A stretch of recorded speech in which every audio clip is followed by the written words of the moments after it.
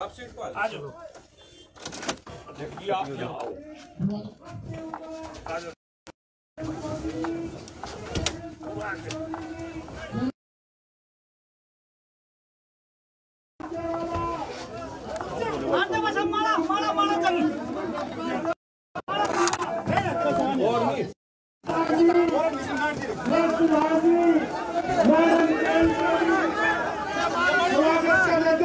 तालियों की गड़गड़ाहट के साथ संघर्ष से टीकों से मैडम चंद्रोली जी का स्वागत है। शुरू करके आपके बीच में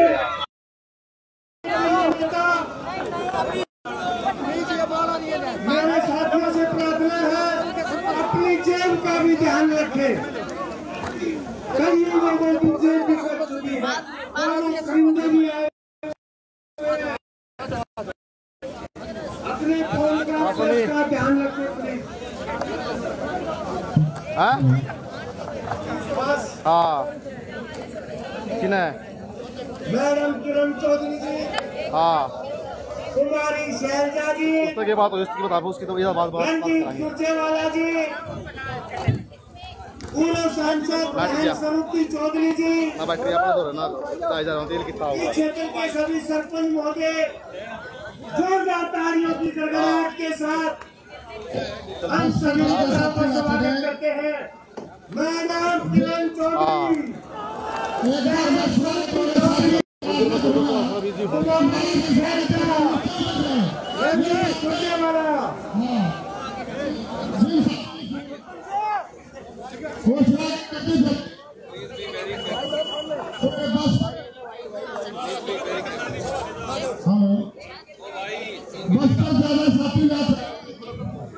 ये बड़ी माला से स्वागत करेंगे धन्यवाद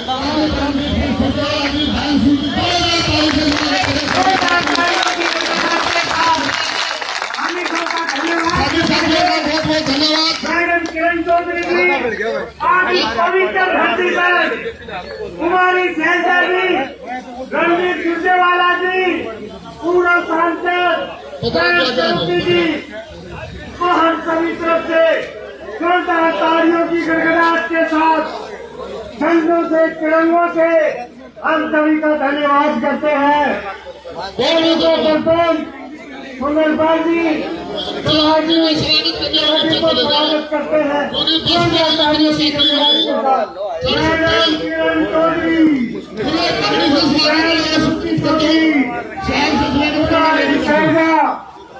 रणजीत सिंह सुरजेवाला,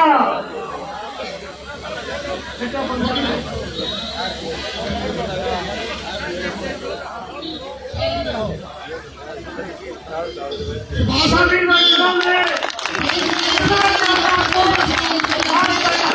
नहीं देखा जितना आज मैडम किरण चौधरी जी, पूर्व सांसद स्वरूपी चौधरी जी, कुमारी शैलजा जी, सुरजेवाला जी, इतने ज्यादा इनको सभी का धन्यवाद देना चाहूंगा। इतनी खुशी की लहर इस पवित्र पैरों की धरती पर आज हमें स्वागत करने का मौका मिला है। तालियों की गड़गड़ाहट के साथ हम सभी का धन्यवाद करते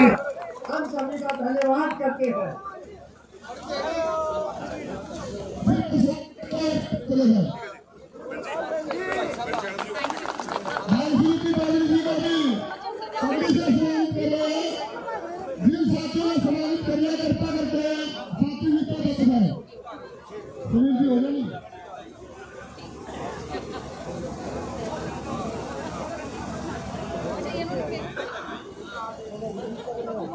मैडम किरण चौधरी जी, बहन सुरुचि चौधरी जी को पगड़ी पहनाकर मैडम किरण चौधरी जी को शाल उड़ाकर स्वागत किया गया जोरदार तालियों की गड़गड़ाहट के साथ। सभी वर्करों में इतना उत्साह है देखकर इस कैंप की पवित्र धरती पर। बहुत बहुत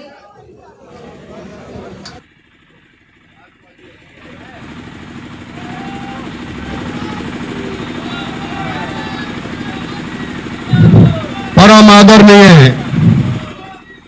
हमारी सबसे लीडिंग यूनियन मिनिस्टर बहन शैलजा देवी जी, हमारे छोटे भाई अजीज चौधरी रणधीर सिंह जी सुरजेवाला, वर्किंग कमेटी के मेंबर, ऑल इंडिया के जनरल सेक्रेटरी, मेरी बहन और सबसे पॉपुलर लीडर बहन किरण चौधरी जी, फार्मर सीएलपी की लीडर, और मेरी छोटी बेटी, मेरी बहुत ही लोकप्रिय श्रुति चौधरी जी फार्मर मेंबर पार्लियामेंट।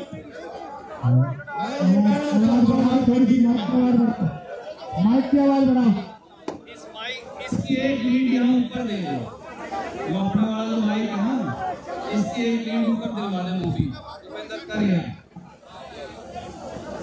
आ रही है ना भाई। आज एक बात सुन लो, अब आवाज आ रही है भाई। उम्र का भी हिसाब है, रणदीप की तो आवाज बहुत शेर जैसी मिलेगी, लेकिन मैं भी अच्छी तरह से बोल रहा हूं। आज आपके बीच में एक ही मैसेज आपको देने के लिए हम सारे बीच में आए हैं। आप समझते हो कि लोकसभा का चुनाव किसी वक्त भी अनाउंस हो सकता है, और आज की मौजूदा सरकार इन्होंने सभी मूल्यों को ताक पे रख दिया। जमहूरियत नाम की चीज नहीं, और हर हिसाब से मौजूदा भारतीय जनता पार्टी की गवर्नमेंट बुरी तरह से विफल हो चुकी है।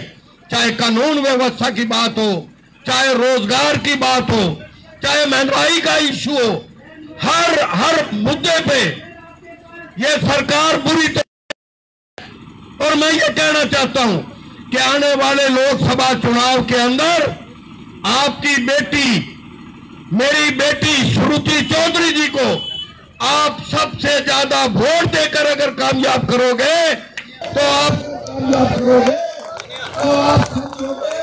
बिहार में फिर वही वापस आ सकती है। तो मैं आपसे यही अपील करने के लिए आया हूं कि आप कि श्रुति चौधरी को पूरे हरियाणा में सबसे मैक्सिमम वोटों से कामयाब करेंगे, और इनको यहाँ का मेंबर पार्लियामेंट बनाएंगे। आप खड़े करके बता दो भाई, ये ठीक है। धन्यवाद आपका, बहुत बहुत शुक्रिया। जय हिंद। अब मैं प्रार्थना करूंगा पूर्व सांसद एवं हरियाणा प्रदेश कांग्रेस कमेटी की कार्यकारी अध्यक्ष आपकी लाडली और इस इलाके की शान आगे भाई श्रुति चौधरी जी से प्रार्थना करूंगा कि हमारा समर्थन करें। भाई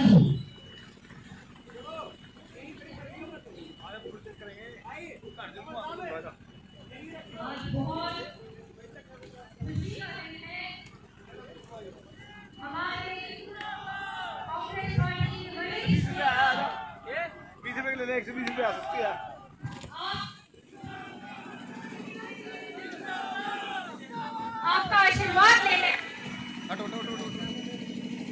मैं अत्यंत खुशी के साथ हमारी लीडर और बहुत ही प्यारी दीदी शैलजा जी को यहाँ पर आने पर आभार व्यक्त करती हूँ, और साथ में आए हुए प्रिय मेरे बड़े भाई रणदीप जी सुरजेवाला जी, जो हमेशा स्वामी बंसीलाल और सुरेंद्र सिंह जी के किस्से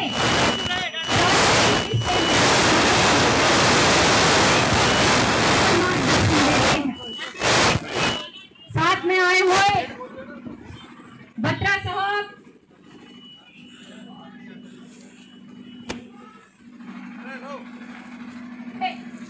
आपके समर्थन में यहाँ पे उपस्थित सभी माताओं बहन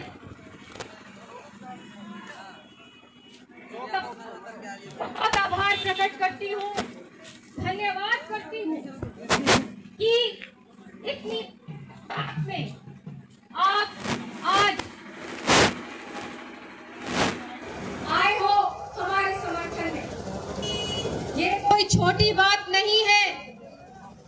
कि जब से हरियाणा प्रदेश बना, लगातार एक कड़ी में आपने चौधरी बंसीलाल को जिताया, चौधरी सुरेंद्र सिंह जी को जिताया और उसी तरीके से दिया। ये आपने इतिहास है इस भूमि का कि ये केवल राजनीतिक संबंध नहीं है आपका, ये पीढ़ियों का नाता है, ये खून से भी गहरा नाता है। और आज मुझे बहुत खुशी होती है कि हमारे सीनियर लीडर राहुल जी की यात्रा का संदेश लेकर हमारे बीच में आए हैं। और वो क्या संदेश है कि आने वाला टाइम आप लोगों का है। हम चाहते हैं कि बेरोजगारी दूर हो, हम चाहते हैं कि आर्थिक व्यवस्था किसान की, मजदूर की, कर्मचारी की सुधरे, समाज में खुशहाली आए, छत्तीस बिरादरी में प्रेम बना रहे। और इन्हीं सिद्धांतों पर कांग्रेस पार्टी खड़ी रही है और इन्हीं सिद्धांतों पर चौधरी बंसीलाल ने हमेशा काम किया है। मैं ज्यादा न कहते हुए इसी के साथ साथ एक बार फिर आप सबका धन्यवाद करती हूँ। आपकी बेटी हूँ और मेरा सवाल रहा है कि आपने मुझे आशीर्वाद दिया है हरदम, आने वाला मजबूती के साथ उस हाथ को मेरे सर पे रखिए ताकि आने वाले समय में मैं आप लोगों की सेवा कर सकूं। इसी के साथ साथ बहुत बहुत धन्यवाद। धन्यवाद भाई जी।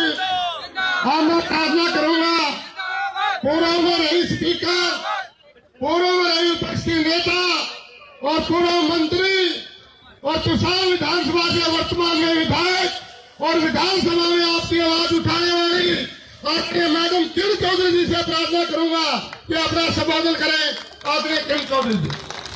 मैडम किरण चौधरी, कुमारी संध्या, रणजीत सिंह सुरजेवाला, सभी नेताओं की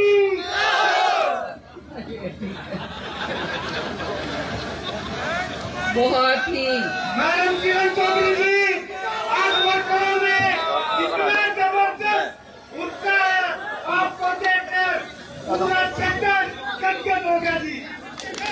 धन्यवाद आप सबका। बहुत ही सम्मानित मेरी छोटी बहन, कांग्रेस पार्टी की प्रभारी, उत्तराखंड की जो है प्रभारी, हमारी पूर्व मंत्री रही हुई केंद्र की, हरियाणा प्रदेश का जिन्होंने संचालन करा है, हमारी अध्यक्षा रही हैं और बहुत ही कर्मठ और जोरदार तेजदार जो नेता हैं, मेरी छोटी बहन कुमारी शैलजा जी, मेरे भाई राष्ट्र के जो आज पूरे राष्ट्र में जो है जिनको अच्छी तरह से सब जानते हैं, हमारे प्रभारी कांग्रेस पार्टी के अलग अलग पदों के ऊपर बड़ी बड़ी जिम्मेदारी संभालने वाले राष्ट्र के नेता, और आज के दिन आपने देखा कर्नाटका की जो जोरदार जीत हासिल करवा के लाए और मेरे साथ मंत्री बहुत ही जबरदस्त मंत्री रहे हुए हैं। 10 साल हमने इकट्ठा काम किया।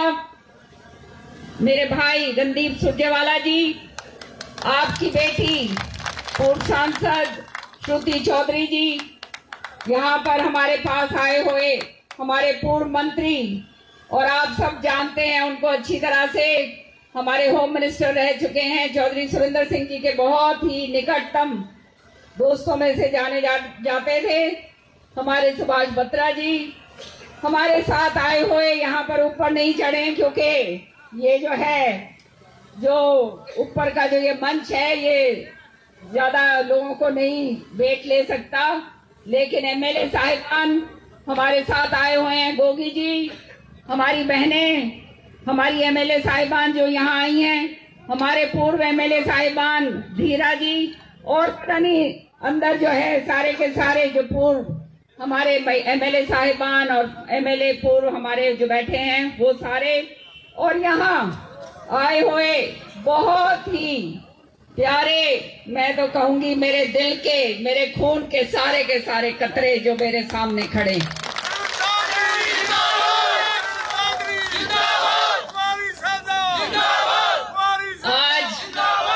अभी सरपंचों ने इतना जोरदार स्वागत किया, उनका भी, सारे सरपंचों का भी बहुत बहुत तहे दिल से भाई धन्यवाद। और साथ ही साथ जो भी सभी यहाँ पर हैं हमारे जिन्होंने काम करा, सबका बहुत बहुत धन्यवाद। मैं तो एक बात कहूंगी, आप लोग मेरे अपने, ये मेरा घर है भाई, थारे बिना मेरा भी कि मैं काम चले कोनी, याद रखियो। तुम हो तो मैं हूं, और मैं केवल तब जानी जाती हूं जो तो शाम हल्का, जो बार बार इतना मान सम्मान, इतना प्यार मुझे देकर भेजता है और मेरे साथ डट के खड़ा रहता है, विकट से विकट स्थिति के अंदर भी 36 बिरादरी जो साथ देती है। उस कारण चौधरी बंसी लाल जी थे, उस कारण चौधरी सुरेंद्र सिंह जी थे, और आज वो जिम्मेदारी मेरे कंधों पे आपने डाली है, तो पिछले 20 साल से वो जिम्मेदारी का निर्वाह मैं करने की पूरी कोशिश कर रही हूँ। आप लोग जानते हैं कि बहुत समस्याओं के साथ जूझना पड़ता है। आप लोग अच्छी तरह से अवगत हैं इस बात के कि आपके हकों की लड़ाई के लिए किसी के साथ भी अगर भिड़ना हो वो मुझे मंजूर है, और इसी कारण यही बात लेकर हम तीन जो हैं, हमारे बड़े नेता कुमारी शैलजा जी, हमारे नेता रणदीप सुरजेवाला जी और मैं, हमने ये ठाना कि पूरे के पूरे हरियाणा के अंदर हम जाएंगे और एक अलग जगाएंगे लोगों के अंदर, लोगों को समझाएंगे कि आज 10 साल पूरे हो गए हैं बीजेपी के और हालात जो हैं वो बद से बदतर हो गए। आज क्या हालात हैं, मुझे दुख होता है जब ये बात कही गई थी कि 2 करोड़ नौकरियां हर साल दी जाएंगी। आज 10 साल पूरे हो गए, इतनी सारी लंबित नौकरियां जो हैं, 5-6 लाख नौकरियां हरियाणा के अंदर लंबित हैं, लेकिन वो पूरी नहीं करी। और जो मोदी जी ने जो बात कही थी कि 2 करोड़ नौकरी हर साल, मतलब 10 साल के बाद 20 करोड़ नौकरियां। बताओ भाई नौकरी मिली क्या हमें? बताओ भाई मिली क्या? तो बात ये है कि हमारे बच्चे जो हैं वो हताश हैं, घूम रहे हैं बेरोजगार, उनके आंखों के अंदर निराशा है। जो वायदे उनसे करे गए थे वो वायदे पूरे नहीं करे तो कहां जाएं? हमारे जो उनके जो माँ बाप हैं वो हताश हैं। उन्हें मालूम है कि अगर बच्चों की नौकरी नहीं लगी तो भाई शादी भी कोनी हो, फिर कोनी आओ भाई, कोनी आओ ना। क्यों भाई छोरो, बता दो जो बेरोजगार खड़े अड़े हाथ खड़े करके बताओ, मैंने सही बात है नहीं? जयपाल, मैं जो बात कह रही हूं आप लोग समझो इस बात को कि झूठ और जुमलों के अलावा इन्होंने कुछ नहीं दिया। आज बिजली के बिल मोटे मोटे आ रहे हैं, नहीं आ रहे हैं ये बताओ? आ रहे हैं ना? इस तरह के बिजली के बिल आ रहे हैं जिसमें नॉन एनर्जी चार्ज लगा रखा है, जो खपत भी नहीं है, लेकिन आपको उसका पैसा देना पड़ रहा है। हमारा इलाका जो है वो कृषि प्रधान प्रदेश है। हर एक आदमी को ये कहा गया था 2023 के अंदर तुम्हारी आय दुगनी कर दूंगा। कहा था नहीं कहा था? बताओ भाई, दुगनी कर दी तारी आय? ऐसे दुगनी करी। डीएपी का जो कट्टा है वो 50 किलो से 40 किलो कर दिया। सारा का सारा जीएसटी लगा दिया नहीं लगा दिया। तुमने जो है मुआवजा तुमने मिले को नहीं, फसल बर्बाद होती है, मुआवजा नहीं मिलता।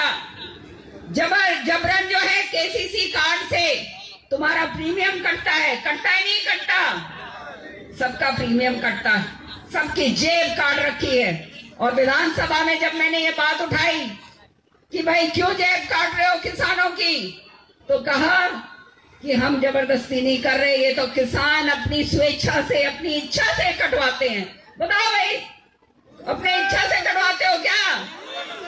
बताओ भाई, सारे के सारे बताओ। मेरा तो पाटे इन अखबार वालों ने कि ये कितनी झूठ जो है विधानसभा के अंदर बोलते हैं, इस तरह की बातें कही जाती। फिर कहा महिलाओं को धुएं में से निकाल दूंगा, बड़े बड़े इश्तिहार आ रहे हैं, सुना होगा टीवी के ऊपर, महिला बहनों इस तरह से धुएं से निकाला कि 400 रुपए का जो सिलेंडर था कितने का कर दिया? 1150 रुपए का, और अब 900 रुपए का भी राजी ना हो, क्योंकि आने वाले टाइम में सिलेंडर भी जो करिए डीएपी का कट्टा कम करा है ना 50 से 40, इसी तरह से गैस का सिलेंडर भी जो है ना, जो आज के दिन जिसमें 14 किलो आती है, वो नए सिलेंडर में 10 किलो गैस आओगी। समझ रहे हो? समझ आ गई सबके? तो यहां से भी जेब काटी और इधर से भी काटी, सारी जगह से जेब काट काट के कि मैं नहीं छोड़ा। यहाँ मेरी माताएं बहनें बैठी हैं, कहा था काला धन वापस लाऊंगा, आया क्या काला धन?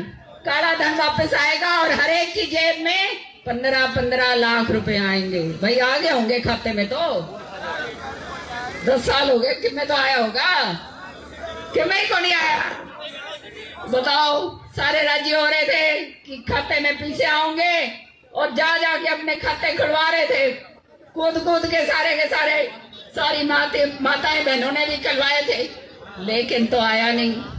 हाँ, ये बात जरूर करी, नोटबंदी कर दी, और नोटबंदी के अंदर जिसने अपना पैसा घर में रखा हुआ था संभाल के, और वही तुम तो सारी महिलाओं ने जो लुगड़ में छुपा के धर रही थी, वो भी काट लिया, सारा काट लिया, नहीं काट लिया?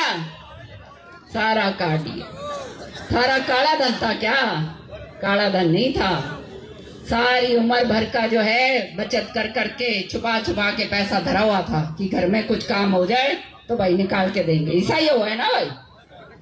तो कहने का मतलब ये है कि क्या काम, एक काम बता दो जो सही करा। 5100 रुपए पेंशन कही थी, मिल रही है भाई किसी को 5100 रुपए पेंशन? किसी एक को मिलती हो 5100, किसी को 5100 पेंशन नहीं मिली। बेरोजगारी भत्ता कहा था 6000 बेरोजगारी भत्ता देंगे जो बच्चा 10+2 जो है, जो पास है। किसी को मिला है भाई?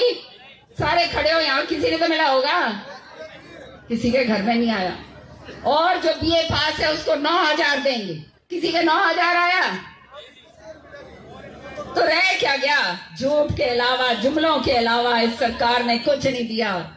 और फिर तुम्हारे पूरी तरह से फांसी बांधने खातर इन्होंने परिवार पहचान पत्र तुम्हारे गले के अंदर ठोक दिया। नहीं ठोक दिया? तो ये हालात करें। और है सारा काला कानून लगा दिया। ये जो है हैरानगी की बात ये है, मैं आज वो पीछे 26 जनवरी को झांकियां देख रही थी, हरियाणा की झांकी आई। हम बड़े राजी हुए भाई, हरियाणा की झांकी आ रही है हमारी हरियाणा की। तो सारे के सारे भाई टीवी पे लगा के बड़ी टीवी पे देख रहे थे। तो आई सामने हरियाणा की झांकी, और झांकी में मेरा क्या था? हमारा सबसे बड़ा प्रमाण, हमारा सबसे बड़ा काम परिवार पहचान पत्र। परिवार पहचान पत्र की झांकी थी भाई। राजी हो तुम सारे? परिवार पहचान पत्र की झांकी बनाकर जो है हमारे उस पे राजपथ के ऊपर जो चलाई गई, कितनी बड़ी उपलब्धि बीजेपी की है। बताओ ये है क्या उपलब्धि? हम तुम्हें विश्वास दिलाते हैं भाई, आन लो हमारी सरकार आन दो, आते ही सारा का सारा उल्टा काम दुरुस्त करेंगे।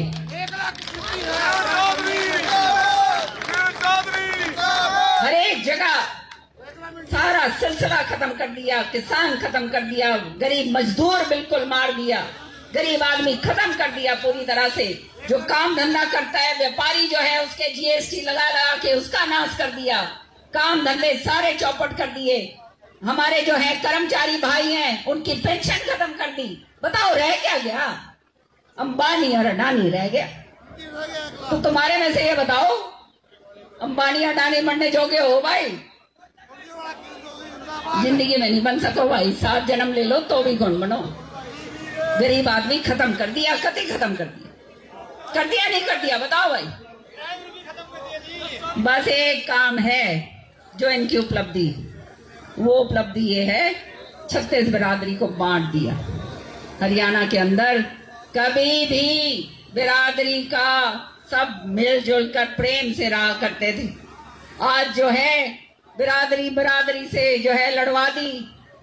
क्यों? क्योंकि इन्हें बेरा है आपस में लड़ेंगे तो राज हम करेंगे। समझ रहे हो ना? समझ रहे हो सारे? समझ रहे हो तो हाथ खड़े करके बताओ। हाँ, तो ये काम है इनके। ये नया ढकोसला शुरू कर दिया, राम मंदिर का जो है वो सौदा शुरू कर दिया भाई। यूं बताओ, राम तो हमारे कण कण में है, किसके घट के अंदर राम नहीं है बताओ भाई? हर एक का राम है। कोई इनका जो है सौदा राम के ऊपर कोई वोट कॉन्ट्रैक्ट नहीं है। भगवान हमारा है और भगवान सच्चाई के लिए है, ईमानदारी के लिए, काम करने के लिए और अपना जो है जीवन सुधारने के लिए। राम नाम बुद्ध मंगलकारी, विघ्न हटे सब पातकहारी, कि उसका नाम लेते हैं तो सारे विघ्न दूर हो जाते हैं। ऐसे ही है ना? तो राम के तो अनुयायी भाई हमारे से बड़ा कोई को नहीं। मेरे से बैठ के सारी चुपाई सुन लो, तुम सारी चुपाई गा दूंगी मैं तो तारे आगे। तो कहने का मतलब ये कि राजनीति जब धर्म के ऊपर भी करना शुरू हो जाए तो रह क्या गया? क्या रह गया? आपका ध्यान भटकाना है, केवल ध्यान भटकाना है बेरोजगारी से, ध्यान भटकाना है महंगाई से, ध्यान भटकाना है भ्रष्टाचार से, ध्यान भटकाना है जो सारे गलत वायदे, सारे वायदे करे थे उनको, उनसे अलग ध्यान रखना है। ये ध्यान भटकाना है। मानते हो ना इन बातों को? तो मेरा कहना एक ही आपसे निवेदन है, एक ही तरीका।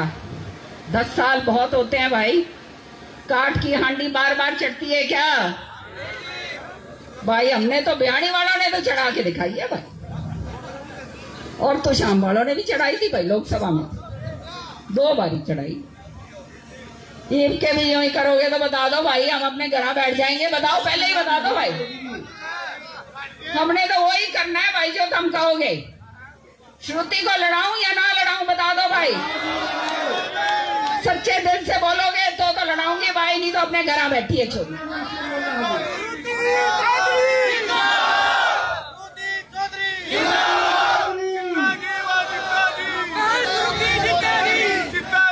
तो ये सोच लेना, हम जो यहाँ खड़े, आप ये खड़े हैं, हमारा तन मन धन इस धरती के लिए, आपके लिए।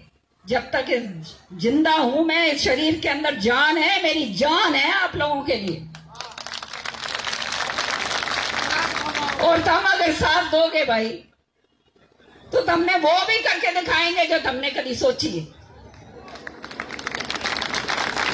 आज हमारे साथ दोनों खड़े हैं सीनियर लीडर, और हम प्रण करके जाते हैं कि सरकार बनाएंगे हम, निश्चित तौर पे बनाएंगे, याद रखियो। और सारे काम तुम जानते हो, झूठ बोलते नहीं, जो कहेंगे वो करेंगे, नहीं तो उल्टा लटक लेंगे भाई। झूठे बात वायदे कौन ही करें, झूठी बात कौन करें?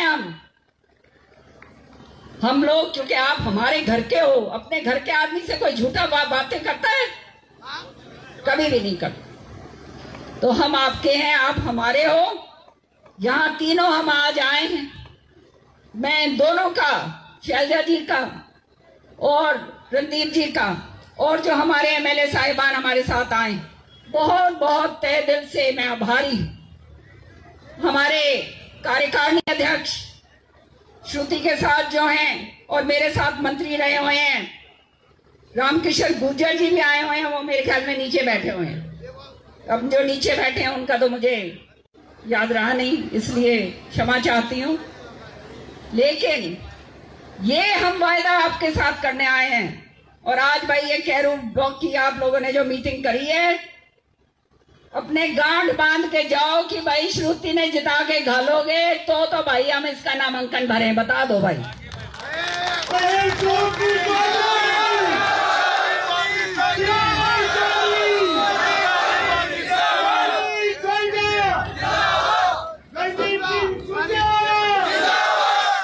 बस मैं तो इतना ही कहने आई हूँ। मेरा दिल भर आता है जब मैं आप लोगों को देखती हूँ। मेरा जी तो नहीं भाई कि मेरा नहीं क्या कर दूं, मेरे हाथ में हो तो हाथ मजबूत करोगे तो तुमने बेरा है भाई। झूठी बात कभी करी नहीं और ना आगे करो।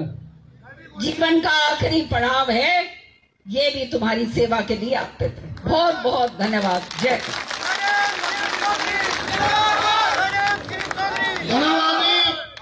अब मैं प्रार्थना करूंगा जींद की धरती से ताल्लुक रखने वाले और चौधरी बंसीलाल जी के परिवार से पीढ़ी दर पीढ़ी रिश्ता रखने वाले अखिल भारतीय कांग्रेस कमेटी के महासचिव, कर्नाटक के प्रभारी और राज्यसभा सांसद आदरणीय चौधरी रणदीप सिंह सुरजेवाला से प्रार्थना करूंगा कि अपनी बात रखें। सुरजेवाला जी।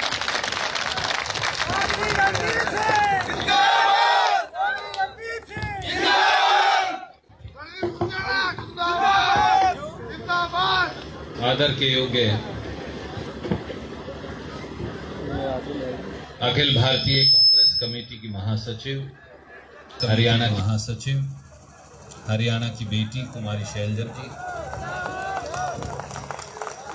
छोटे भाई थोड़ा सा या तो उड़ाने आ जाए या बैठ अच्छा ला मैं इधर आ गया, पर तुम डर ना पड़िए और कोई बात नहीं, चाहे खड़ा तो पीछे में रहे कोई।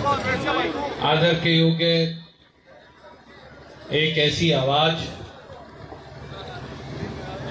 जो हरियाणा की विधानसभा में जब गरजती है तो खट्टर सरकार थर-थर हिलती है।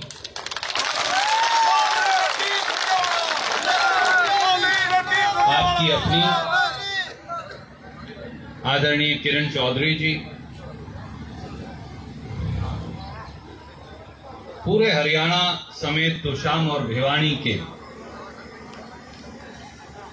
विकास की एक नई परिकल्पना अपने मन में संजोए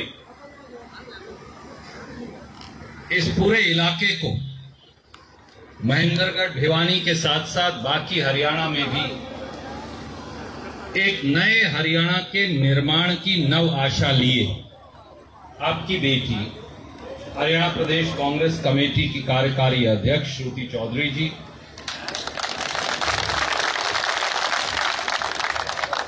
रोहतक से विशेष तौर से आए पूर्व गृह मंत्री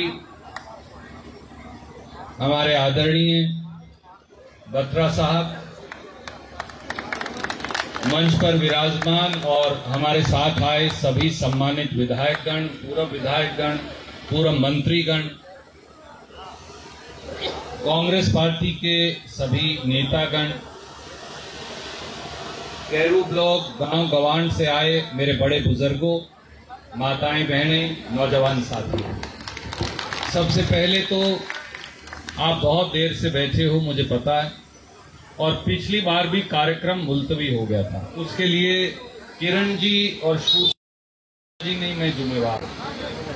घर में एक फंक्शन था, मैंने बहन जी से कहा कि आप अगर 5-4 दिन बात कर लें, इन्होंने कहा सब मुझसे नाराज हो जाएंगे, लड़ेंगे।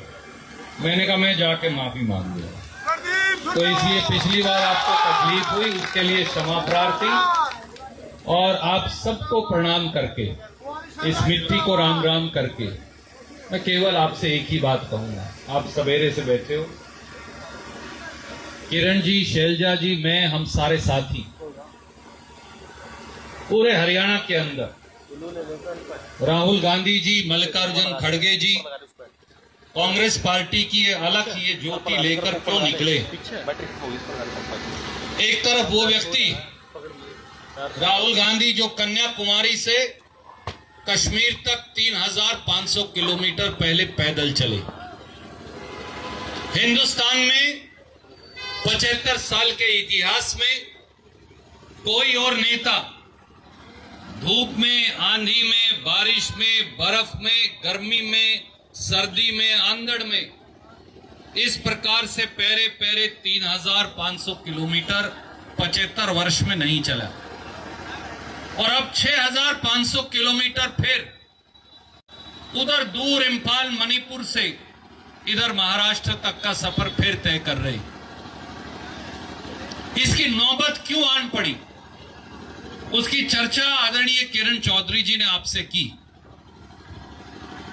वो लोग जो जैसे मदारी डमरू बजाते और भीड़ इकट्ठी कर लेते और फिर कई कई तरह के जादू दिखाते, वो आदमी जिसने 10 साल पहले दिल्ली की सत्ता ली और उसी गुरु का एक और चेला जिसने 10 साल पहले हरियाणा की सत्ता ली, उन दोनों ने मिलके हरियाणा के 2 करोड़ 80 लाख लोगों को और इस देश के 140 करोड़ लोगों को ठग लिया। नरेंद्र मोदी ये क्या करते हैं कि वो 4 जात को जानते, एक बोले किसान, एक महिला, एक दलित और पिछड़े और एक गरीब नौजवान। इन चारों को अगर किसी ने ठगा, इन चारों के साथ अगर किसी ने छल किया, इन चारों की गोद से अगर किसी ने पैसे लूटे, तो उन दोनों आदमियों का नाम भी माननीय नरेंद्र मोदी और मनोहर लाल खट्टर है। किसान की क्या हालत हुई उसकी चर्चा किरण चौधरी जी ने आपसे की, मैं वो बात आपसे दोहराऊंगा नहीं। नौजवान की बात किया करते थे, आज भी कहते हैं, और इस सभा में भी सबसे ज्यादा हमारी बेटियां और बेटे, छोटे भाई बहन खड़े। मैं आज आपसे एक बात कहता हूं साथियों, 75 साल से इस देश का इतिहास रहा और हर देश का यही इतिहास है कि कभी अगर रोड़ा पड़ जाए दूसरे मुल्क में तो हम जहाज बेच के, समुद्री जहाज बेच के, हवाई जहाज बेच के अपने बंदों को वापस ले आते हैं कि उनका नुकसान ना हो जाए। सही है मेरी बात। कई बार अरब की खाड़ी में रोड़ा पड़ा, कई और मुल्कों में झगड़ा हो गया, वहां आपस में युद्ध हो गया, हम अपने बंदे वापस ले आते हैं ताकि उनका नुकसान ना हो जाए। नरेंद्र मोदी और मनोहर लाल खट्टर ऐसे प्रधानमंत्री और मुख्यमंत्री हैं जहां झगड़ा हुआ, जहां लोग मर रहे हैं, ये इजराइल में हरियाणा के बच्चों को मजदूरी करने के लिए भेज रहे हैं। लोग तो झगड़े में से अपने बालकों को उल्टे लेके आया करें, जहां बंदे मर रहे, ये हमारे बालकों को वहां मरने के लिए भेज रहे। और किस चीज के लिए? एक जमाना था राजीव गांधी जी का, जब हम ये कंप्यूटर वाले एक्सपर्ट विदेश में भेजा करते, ईवीएम मजदूर भेजने लग रहे हमारे बालकों को बना कर। बच्चे भी क्या करें। एक वीडियो देखने लग रहा था, आपके टेलीफोन पे भी आया होगा, बालक ये कहने लग रहे हैं भर्ती होते हुए, यहां तो 2 रोटी है नहीं, इसलिए मर जाना मंजूर है, हम तो फिर इजराइल जाके ही मर लेंगे, कोई दिक्कत नहीं। कल परसों एक और खबर आई बहन जी, नीलोखेड़ी गांव जो है अपना करनाल में, वहां की नरूखेड़ी की, 30 लाख रुपये देके बैकवर्ड का हमारा एक साथी, शायद प्रजापत समाज से, 30 लाख रुपये घर की कोई एक डबड़ी जमीन थी बहन जी, वो बेचकर वो प्रजापत समाज का नौजवान करनाल से अमेरिका गया, जिसको वो कह देते हैं डोंकी, जिस तरह से वो नजायज एंटर करते हैं वहां, और 40 लाख रुपया देके अब उसकी वहां डेथ होगी, उसकी बॉडी परिवार वापिस लेके आया। कहां जाए उसकी बेवा, कहां जाए उसके बालक? कौन पालेगा प्रजापत समाज के उस नौजवान के बालकों को? खट्टर साहब जिम्मेवारी लेंगे? उनका एमपी जिम्मेवारी लेगा? नरेंद्र मोदी जिम्मेवारी लेगा? 30 लाख दे के विदेश गया, 40 लाख दे के उसका शव परिवार वापस लेकर आया। 15 दिन वैसे बैठे रहे। अपने तो 8वें दिन, 10वें दिन, 13वां दिन अपा संस्कार कर देते, 15 दिन तो बॉडी वापस दिया। क्या बीत रही होगी उस परिवार पे? ये एक कहानी नहीं, आप भिवानी जाके देख लो। 200 आइलेट्स के सेंटर खुले पड़े, 200-300। सारे बालक विदेश जाने की तैयारी कर रहे हैं या कोशिश कर रहे हैं, लड़कियां भी लड़के भी। क्या करें, रोटी नहीं है। आप बात कर रही थी बहन जी नौकरियों की। रोजगार और रोटी बच्चों के लिए है नहीं, उसकी जात कोई भी हो, वो किसान का बेटा बेटी हो, वो मजदूर का बेटा बेटी हो, वो गरीब का हो। और मैं एक बात और कहता हूं, अपना तो भिवानी महेंद्रगढ़ का सारा इलाका, वैसे तो पूरा हरियाणा, हर 10वां फौजी हरियाणा से। ये पहली बार हमने देखा इस देश में हुआ कि फौज भी ठेके के ऊपर भर्ती होने लग रही। कभी आपने ये भी सोचा सुना था, बड़े बूढ़े भी खड़े हैं, हमारे काका ताऊ भी यहां हैं, आपने कभी ये सोचा था भाई कोई टूंटी चलाने वाला ठेके पे ले लिया, समझ में आता है, कोई ड्राइवर भी ठेके पे ले लिया, वो भी चलो बात वो भी सही नहीं पर मान ली। कभी देश की फौज भी ठेके पे भर्ती होया करेगी। और ये 4 साल के बाद बालक जब उल्टे आ जाएंगे, ये तो 4 साल के लिए, उसके बाद इतने लोग जिनको हथियारों की ट्रेनिंग होगी, इतने बालक जिनको तोप चलाने की ट्रेनिंग होगी, स्टेन गन चलाने की ट्रेनिंग होगी, मशीन गन चलाने की ट्रेनिंग होगी, ये भी तो आने शुरू को नहीं हुए। 2-3 साल में उल्टे आने शुरू हो जाएंगे घर। इनको कौन नौकरी देगा? और जब इनको नौकरी नहीं मिलेगी बालकों को, तो फिर ये क्या करेंगे? ये आप पहले ही सोच सकते हो, मुझे कहने की जरूरत नहीं। भाई जो भूखा होगा पेट से, जिसके पेट में 2 दाने नहीं होंगे, घर में किल्टे रहे ही नहीं, तो फिर वो क्या करेगा? जिसको स्टेन गन चलानी आती है, बंदूक चलानी आती है, मशीन गन चलानी आती है, बम बनाना आता है, तोप चलानी आती है, वो क्या करेगा? फिर आपस में मारकाट मचेगी। यही बात है। कितने लोग सिक्योरिटी गार्ड लगेंगे, कितने बैंक के 50 लग जाएंगे, 40 लग जाएंगे, 70 लग जाएंगे, 100 लग जाएंगे। ये तो लाखों बच्चे हैं, 1.5 लाख बच्चे। बहन जी परसों चौथ में राहुल गांधी जी उनसे मिले थे। 1,50,000 फौज की भर्ती होगी पिछले 2 साल में। चिट्ठी नहीं दी नरेंद्र मोदी ने। उन 1,50,000 में कम से कम भी 40-50,000 हरियाणा का बच्चा था। कोई कर्नल लगता, कोई कैप्टन लगता, कोई जेसीओ लगता, कोई सिपाही लगता, कोई किसी और पोस्ट पे लगता। 1.5 लाख बच्चों की भर्ती करने के बाद 2 साल में इस सरकार ने आज तक उनको नौकरी की चिट्ठी नहीं दी। और बात लंबी हो जाएगी, फिर आगे कई कार्यक्रम है। एक बात आपसे और कहूंगा, गरीब आदमी कहां जाए? गरीब वाल्मीकि कहां जाए? गरीब छिंबी धानक कहां जाए? गरीब रविदासिया कहां जाए? उसके पास तो किले भी नहीं, उसके पास तो डबड़ी भी नहीं। वो कड़े जावे, वो किसके मत्थे लगे, वो कौन से मुल्क में जाए, वो क्यों कर अपने बालक को पढ़ाए? जो बच्चे पढ़ते भी हैं, कल आदेश निकाल दिया यूजीसी में, जो एससी बीसी के बालक हैं, अब उनके लिए आरक्षण खत्म। मतलब चपरासी लगना हो, फिर तो रविदासिया, वाल्मीकियों का, छिंबियों का, धानकों का, प्रजापतों का, जांगड़ों का उनका बालक ठीक है। परंतु अगर मास्टर लगना हो यूनिवर्सिटी में, फिर तारे बालक योग्य नहीं है। ये नरेंद्र मोदी, मनोहर लाल खट्टर कहने लग रहे हैं। जो एससी समाज के बच्चे वजीफा लेते थे, ये हमारी बहन है राजरानी पूनम यहां खड़ी थी, अभी इनसे चर्चा होने लग रही थी, भाई साहब भी खड़े हैं वो सामने। जो एससी समाज के बच्चे वजीफा लेते थे, उनका वजीफा खत्म कर दिया। जो बैकवर्ड क्लास के साथी, अगर क्लास 1 क्लास 2 में तुम्हें तारे बालकों को रोजगार देना है, तो 27% आरक्षण नहीं है हरियाणा में। मतलब चपरासी लगने हो, फिर तो कुम्हारों का, पांचालों का, जांगड़ों का, छिंबियों का, धानकों का बालक ठीक है, परंतु अक्सर लगना फिर कहते तारा बालक ठीक नहीं। क्यों? जब क्लास 1 क्लास 2 में, जब क्लास 3 क्लास 4 में 27% आरक्षण है तो 1 और 2 में क्यों नहीं? और जमींदारों के बालक कहां जाएं? राजपूतों के, ब्राह्मणों के, जाटों के, गुजरों के, सैनियों के, दूसरे समाज के, वो बालक कहां जाए? क्योंकि ना तो खेती में कोई मौका रहा, ना खेती से बाहर कोई मौका रहा। इसलिए जब मैंने कहा श्रुति चौधरी जी के लिए कि एक नए हरियाणा की नव उम्मीद और नव निर्माण की का सपना वो संजोए है, तो उसका यही मतलब था नौजवान भाइयों साथियों।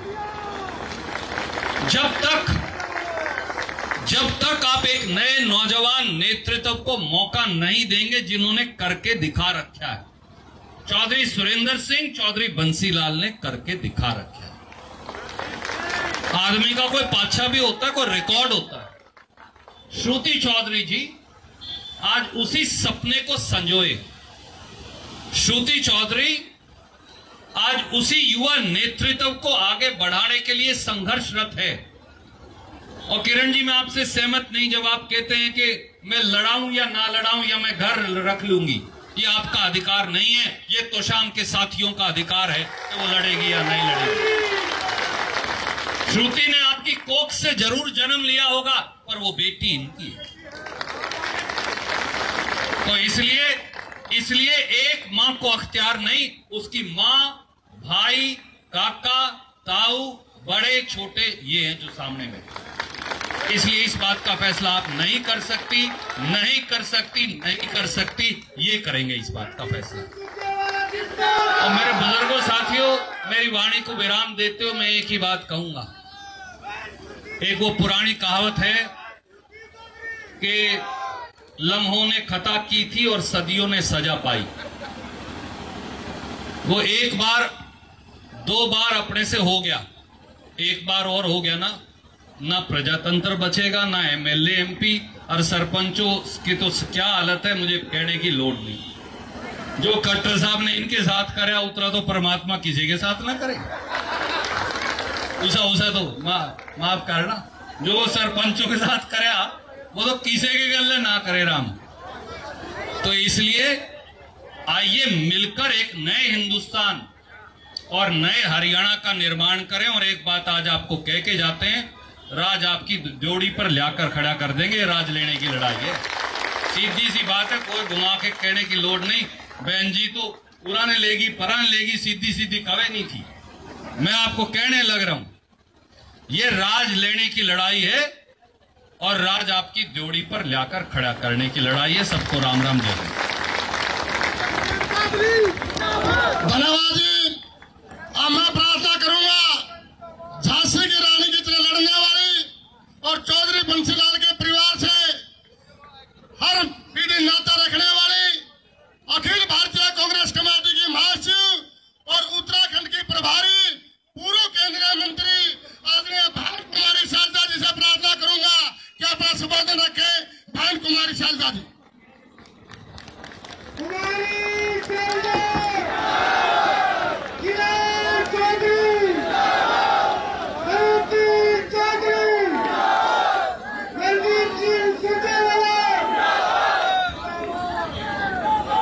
मेरी बड़ी बहन, हमारी बहुत ही सीनियर नेता, दिल्ली में स्पीकर रहे, हरियाणा में वरिष्ठ मंत्री रहे, विपक्ष की नेता रहे, वर्तमान में यहां से हमारे विधायक, आपके विधायक बहन किरण चौधरी जी, मैंने बहन तो कहा लेकिन तो शांत वालों को पता होना चाहिए कि असली रिश्ता क्या है। बताऊं? बता दूं? सबको पता होना चाहिए। ये रिश्ते में मेरी भाभी लगती है और वो भी बताऊं कैसे, मेरी बहनें समझेंगी। जब इनकी शादी होनी थी तो भाई सुरेंद्र जी ने कहा कि मैं कहीं किसी बैंक्वेट हॉल में या कहीं और शादी नहीं मैंने करानी, मैंने तो ताऊ के घर करानी है। तो मेरे पिताजी स्वर्गीय चौधरी दलबीर सिंह जी के घर दिल्ली में तुगलक रोड में, जब वो केंद्र में मंत्री थे 7 नंबर तुगलक रोड में, तब वहां पे इनकी शादी हुई थी मेरे पिताजी के घर में 73 में 72 में। भाई हम तो छोटे छोटे थे, ये भी बड़ी नहीं थी ज्यादा। तो ये जो पारिवारिक रिश्ता रहा, आज हम वही आए। ये तो शाम ऐसी जगह है जो कि इनके घर का परिवार का है, इस पे मैं फिर आऊंगी। हमारे साथ हमारे भाई कांग्रेस पार्टी के बहुत वरिष्ठ नेता, राष्ट्रीय स्तर पर हमारे सीनियर महासचिव, अनेकों जिम्मेवारियां इन्होंने बखूबी निभाई हैं। अभी कर्नाटक की बात हुई, जो भी काम इन्हें दिया जाता है बड़ा सोच समझकर कॉन्फिडेंस से दिया जाता है। इन्होंने भी बहुत कम उम्र में राजनीति शुरू की, अभी भी कम उम्र है वैसे,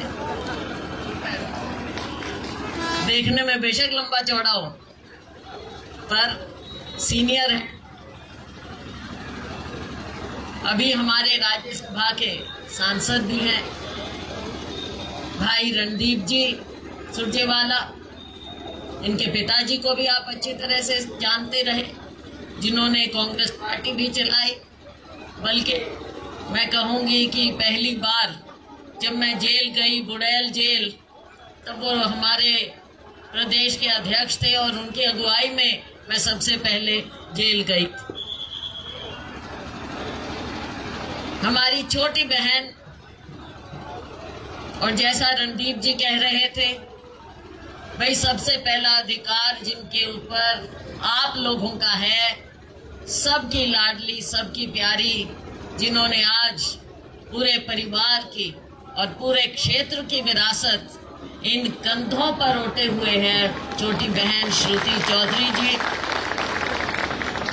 छोटी जरूर हैं लेकिन जिम्मेवारी जो इन्होंने निभाई है, मैं समझती हूँ कि बड़े से बड़े, सीनियर से सीनियर, समझदार से समझदार लोग इतना काम नहीं निभा सकते जितना हमारी बहन श्रुति चौधरी ने करके दिखाया। मैंने तो खुद देखा है, आपकी सांसद बनी, जहां इनको लगता था कि मैं इतना सा भी काम करवा सकती हूं अपने इलाके का, हर जगह हर मंत्री से मिलना, हर जगह जाना और इलाके के छोटे से छोटे काम को इन्होंने पूरी जिम्मेवारी और बहुत बड़ा समझकर करवाना। पिछले दिनों में हम नारनौल में थे, महेंद्रगढ़ में, वहां पे गांव में लोग कह रहे थे कि जी हमारे यहाँ पानी की दिक्कत थी और वो श्रुति जी हमारे लिए लेके आए। वो याद रखते हैं तो साथियों, कई बार राजनीति में ऊंच नीच हो जाती है, बह जाते हैं, लेकिन अपनी बेटी को आप लोगों ने भूलना नहीं चाहिए। अपने अपने होते हैं साथियों, अपने अपने होते हैं।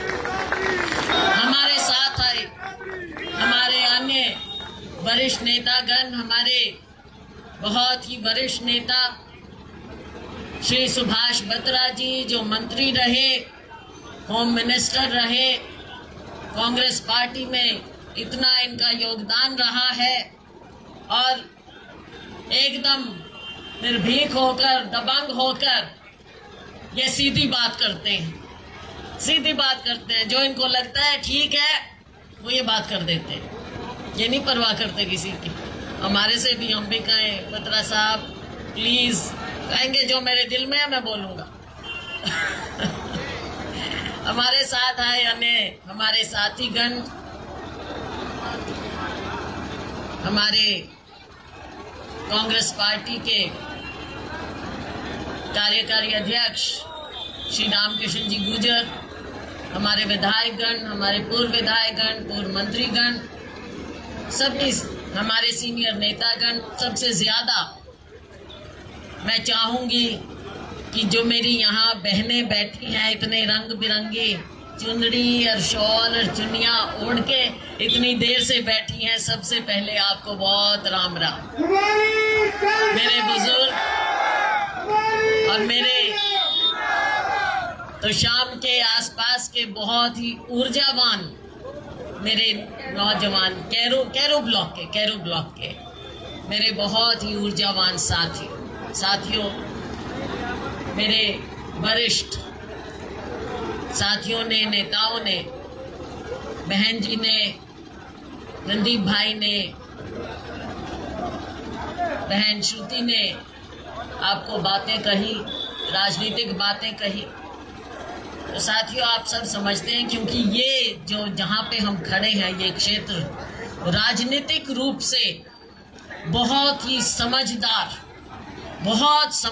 इलाका है ये, बहुत, क्योंकि आपका राजनीति में आपका बहुत योगदान रहा है, आज से नहीं दशकों से, चाहे बंसीलाल जी के समय से जो आपने उनको जो इज्जत दी, चाहे सुरेंद्र सिंह जी को दी, आज हमारी बहन किरण चौधरी जी को आप जो साथ दे रहे हैं, बहन श्रुति जी को, तो आप लोगों को मैं बहुत मेरा नमस्कार, मेरी राम राम, मेरा नमन।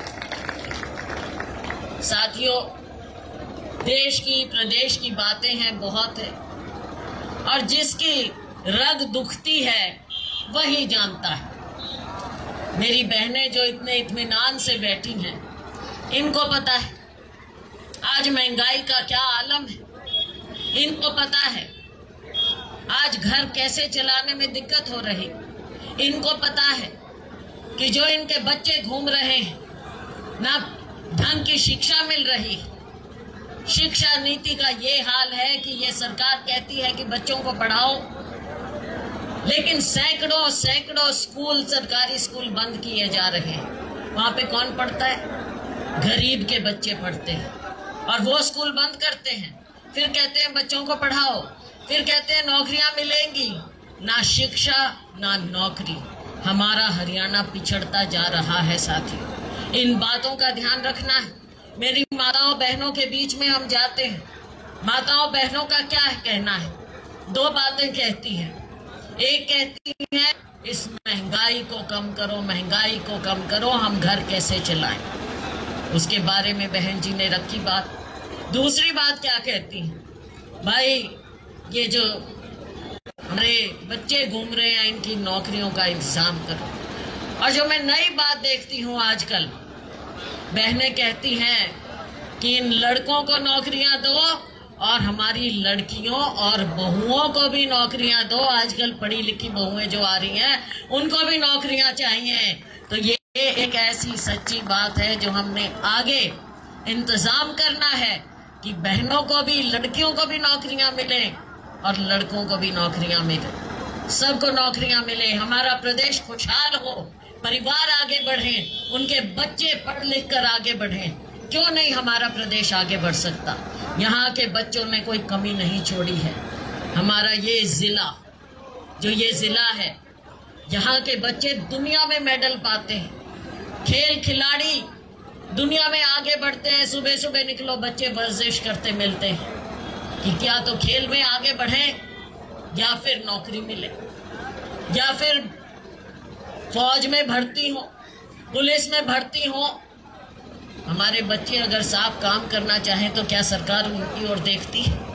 अभी अग्निवीर की बात हुई, न जाने कितने बच्चे हमारे फौज में जाते थे, भर्ती होते थे, बड़े बड़े हमारे जनरल बनते थे, लेकिन क्या आज मौका दे सकते हैं आप?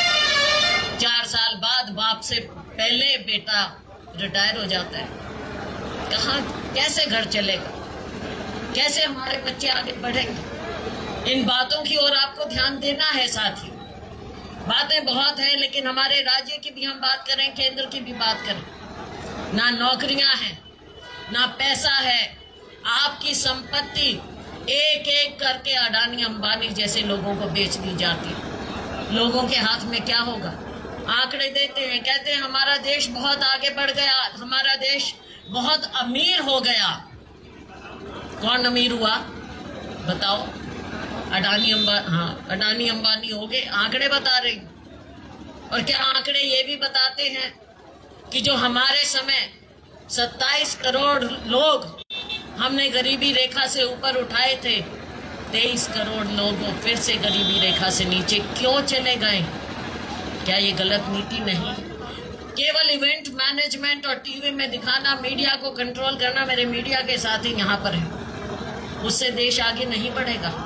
जब तक जो गरीब आदमी है, हमारा किसान है, दिन रात खेत में मेहनत करता है, सुबह 4-4 बजे उठ के पानी देता है, क्या उसकी आमदनी दुगनी की? क्या हमारा मजदूर, गरीब, दलित, पिछड़े वर्ग का भाई, उसकी मजदूरी बढ़ी? उसको घर में क्या मिला? क्या 5 किलो अनाज देकर आप ये कहते हैं कि हमने उसको अमीर बना दिया? ये क्या विडंबना है साथी? कौन ऊपर उठा है? नौकरियां खाली पड़ी हैं, कितनी पड़ी हैं? रणदीप जी को आंकड़े पता होते हैं। 2.5 लाख के करीब नौकरियां खाली पड़ी हैं।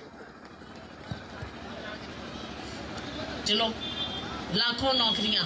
अब उन लाखों नौकरियों में आप समझो जो रिजर्व्ड है उनकी नौकरियां, उनका तो बैकलॉग भी है, हमारे दलितों का, पिछड़ों का, और जो जनरल भी हैं। आप सोचो, जब लाखों नौकरियां खाली पड़ी हैं तो उनमें जनरल की भी कितनी होंगी? तो किसी को क्या नौकरी दे रहे हो आप? और कभी डी नौकरियां निकाल के, डी कैटेगरी की नौकरी निकाल के आप कहते हो देखो हमने तो नौकरियां दे दी। और जब अच्छी नौकरियां आती हैं तो आप पड़ोस के राज्यों से ले आते हो, उनको दे देते हो। और नौकरियां मिलती कितनी हैं? कोई ना कोई कोर्ट में चला जाता है, कोर्ट कचहरी के चक्कर काटो, नौकरी फिर भी हाथ नहीं लगेगी। तो साथियों, मुद्दे बहुत हैं, लेकिन आप लोगों ने इतना प्यार दिखाया, मेरे साथियों ने आपके सामने बातें रखी। मैं तो यही कहूंगी कि वक्त को पहचानिए। आने वाला समय आपका होना चाहिए, आने वाला समय बहन किरण चौधरी जी का होना चाहिए, आने वाला समय हमारी छोटी बहन श्रुति चौधरी का होना चाहिए। आप मन बनाओ, मेरी बहनों, मेरे भाइयों, हाथ खड़ा करके मुझे बताओ। बहुत बहुत धन्यवाद, बहुत बहुत धन्यवाद। भगवान आपको खुश रखे, हमारा पूरा क्षेत्र खुशहाल हो। बहुत धन्यवाद। जय हिंद।